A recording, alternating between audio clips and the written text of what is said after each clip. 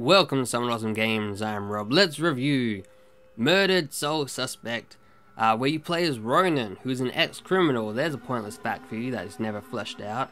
He became a cop. That's important because the whole thing's about him being a cop. But then he dies, which is also important because now he's a ghost. Oh, and your wife got murdered at some point, which is semi-not important, but sort of a reason to play.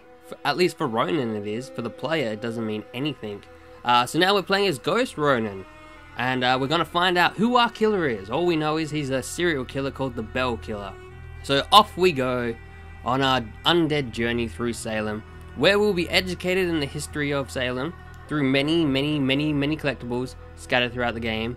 Salem seems like an interesting place, but it's a small place that you run around, talk to ghosts, possess people, read their boring minds, and more importantly, possess cats.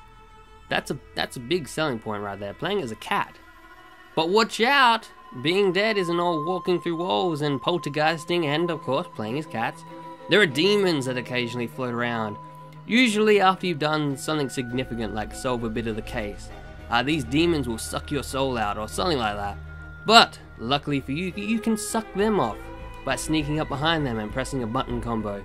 They really possess no threat at all. In fact, nothing in this game is really a challenge.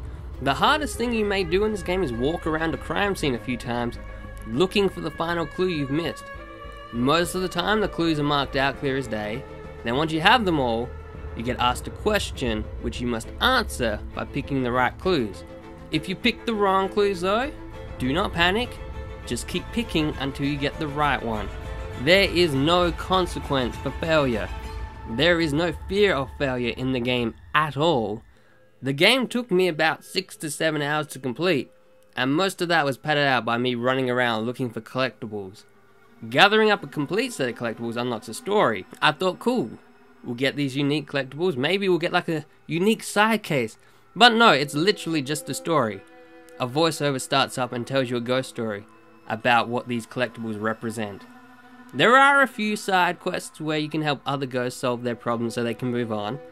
Usually this involves walking around the area they are in and looking at stuff and then going, yeah, you're dead because of this. This makes Ronan a standout ghost. As soon as he dies, he knows he's dead. He was murdered and he sets out to solve it.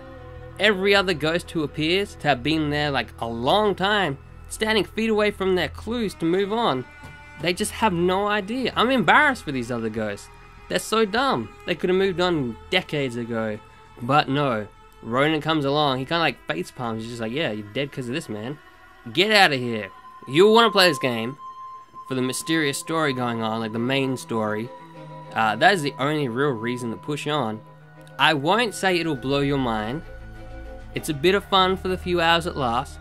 The game is sort of like a combination of The Frighteners, The Lovely Bones, The Sixth Sense, and L.A. Noire. Combine those three movies with that game, you have Murdered Soul Suspect. I'm going to give this a 2 out of 5. It just doesn't meet its potential. Puss.